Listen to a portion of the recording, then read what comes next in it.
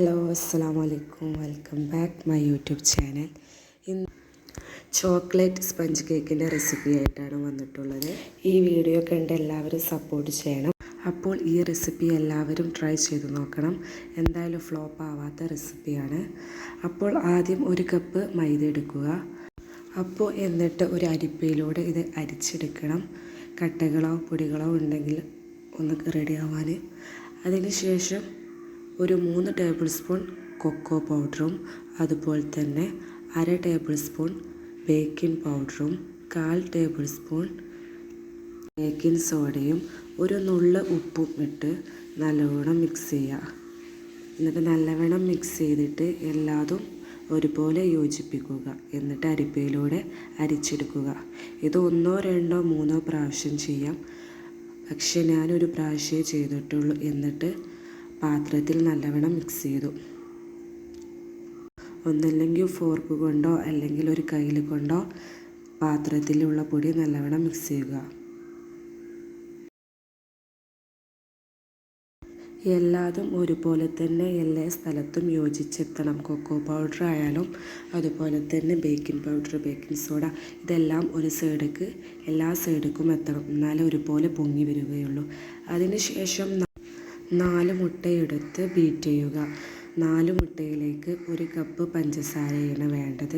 ഞാൻ പൊടിക്കാത്ത പഞ്ചസാരയാണ് എടുത്തത്. അപ്പോൾ 1 കപ്പ് പഞ്ചസാര അല്പമായിട്ട് എടുത്ത് ബീറ്റ് ചെയ്യുക.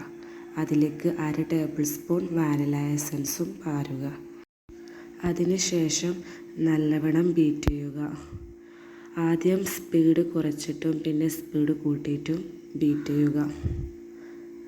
എന്നിട്ട് നല്ലവണ്ണം പൊന്തി വരുന്നത് പോലെ ബീറ്റ് ചെയ്യുക. ഈ വീഡിയോയിൽ കാണുന്നത് പോലെ ആവശ്യത്തിന് പഞ്ചസാര ഇട്ട് നല്ലവണ്ണം ബീറ്റ് ചെയ്യുക.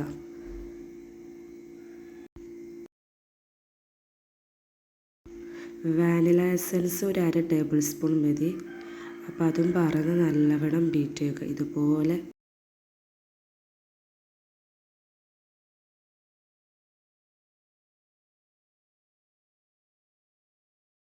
എന്നിട്ട് ആവശ്യത്തിന് ഈ പൊടിയിട്ട്, അതായത് മുട്ടയിലേക്ക് ഈ ബാറ്റർ ഇട്ടാണ്ട് നല്ലവണ്ണം മിക്സ് ചെയ്യുക. ഈ കൊക്കോ പൗഡറും മൈദൻ്റെ ബാറ്റർ ഉണ്ടല്ലോ പൊടി, അതിട്ട് നല്ലവണ്ണം മിക്സ് ചെയ്യുക. നല്ല ഫാസ്റ്റിൽ മിക്സ് ചെയ്യാതെ സാവധാനമായിട്ട് ഇൻഡോ ആയിട്ടിട്ട് മിക്സ് ചെയ്യുക. റൗണ്ടിൽ ഇങ്ങനെ വന്ന് മിക്സ് ചെയ്യുക. അപ്പോൾ നല്ല ഫാസ്റ്റിൽ മിക്സ് ചെയ്യുകയാണെങ്കിൽ അത് സ്പഞ്ച് കേക്ക് താഴ്ന്നു പോകാൻ സാധ്യതയുണ്ട്. അപ്പോൾ സാവധാനം മിക്സ് ചെയ്യുക. എന്നിട്ട് ഒരു 1/4 കപ്പ് പാല് പാർന്ന് മിക്സ് ചെയ്യുക. അതുപോലെ തന്നെ 1/4 കപ്പ് ഓയിലും പാർന്ന് മിക്സ് ചെയ്യുക.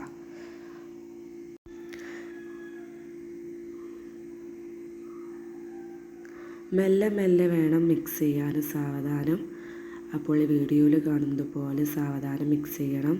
ഫാസ്റ്റായിട്ട് മിക്സ് ചെയ്ത് നമ്മുടെ സ്പഞ്ച് കേക്ക് താഴ്ന്നു പോകാനും പൊട്ടുവാനും നല്ല ചാൻസ് ഉണ്ട്. എന്നിട്ട് ഞാൻ നോൺ സ്റ്റിക്കിൻ്റെ ഒരു പാത്രത്തിലാണ് ബേക്ക് ചെയ്യുന്നത്. അപ്പോൾ അതിലേക്ക് കുറച്ച് ഓയിലൊന്ന് തൂകി കൊടുക്കുക. അതിനുശേഷം ഈ ബാറ്റർ അതിലേക്ക് പാരുക. കേക്ക് ഉണ്ടാക്കുന്ന മോൾഡ് തന്നെ വേണമെന്നില്ല. ഇതുപോലെ നോൺ സ്റ്റിക്കിൻ്റെ പാത്രത്തിലും നമുക്ക് സ്പഞ്ച് കേക്ക് ഉണ്ടാക്കിയെടുക്കാം. അപ്പോൾ എന്തായാലും ട്രൈ ചെയ്യാത്തവർ എന്തായാലും ട്രൈ ചെയ്ത് നോക്കണം കേട്ടോ. അടിപൊളി സ്പഞ്ച് കേക്കാണ്. അപ്പോൾ ഇങ്ങനെ ഒന്ന് ചെയ്ത് നോക്കണം. എന്നിട്ട് ബബിൾസ് ഒന്ന് കളയാൻ വേണ്ടി ജസ്റ്റ് ഒന്ന് ഒരു കോലോണ്ടോ പപ്പടക്കോലോണ്ടോ ഒന്ന് ജസ്റ്റ് ഒന്ന് ആക്കിയെടുക്കുന്നുണ്ട്. അതുപോലെ തന്നെ ബബിൾസ് ഒന്ന് കളയാൻ വേണ്ടി ജസ്റ്റ് കൊട്ടി കൊടുക്കുന്നുണ്ട്. അപ്പോൾ ബബിൾസ് കളയാനും ഈ മിക്സ് എല്ലാ സ്ഥലത്തേക്ക് ഒരുപോലെ എത്താൻ വേണ്ടിയിട്ടും നല്ലവണ്ണം ജസ്റ്റ് ഒന്ന് തട്ടിക്കൊടുക്കുക. അതിനുശേഷം ഗ്യാസ് സിമ്മിലിട്ടിട്ട് ഈ പാത്രം വെക്കുക.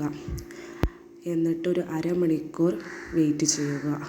അപ്പോൾ ഇതിൻ്റെ അടിയിലായിട്ട് വേറെ പാത്രം വെക്കേണ്ട ആവശ്യമൊന്നുമില്ല. നോൺ സ്റ്റിക്ക് ആയതുകൊണ്ട് അടി കരിയുമെന്നൊരു പേടി വേണ്ട. അപ്പോൾ ഇതുപോലെ എന്തായാലും ഒന്ന് ചെയ്ത് നോക്കാം.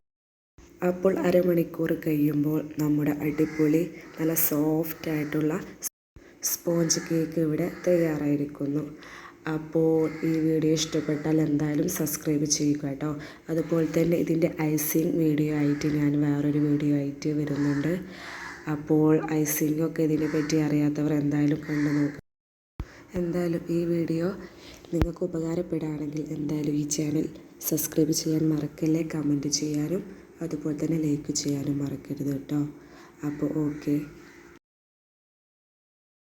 അപ്പോൾ ഇതുപോലെ ഇനിയും വീഡിയോസ് വേണമെങ്കിൽ ജസ്റ്റ് ഒന്ന് കമൻറ്റ് ചെയ്യുക കേട്ടോ. ഇതുപോലെ വീഡിയോസ് ഞാൻ ഇടാം. അപ്പോൾ ഇത് വെച്ചിട്ട് എങ്ങനെ ഐസിങ് ചെയ്യുന്ന വീഡിയോ ഞാൻ അപ്ലോഡ് ആക്കുന്നുണ്ട്. അപ്പോൾ അത് വേണ്ടവർ എന്തായാലും ഒന്ന് കമൻറ്റ് ചെയ്യുക. അപ്പോൾ ഈ സ്പഞ്ച് വെച്ചിട്ടാണ് ഞാൻ ഒരു കേക്ക് ഐസിങ് ചെയ്യുന്നത്. അപ്പോൾ നല്ല സോഫ്റ്റായിട്ടുള്ള സ്പഞ്ച് കേക്കാണ് കേട്ടോ. 3 ലെയറായിട്ട് കിട്ടിയിട്ടുണ്ട്. നല്ല സോഫ്റ്റായിട്ട്, ആവശ്യത്തിന് നല്ല കട്ടിയുണ്ട്, നല്ല സോഫ്റ്റാണ്.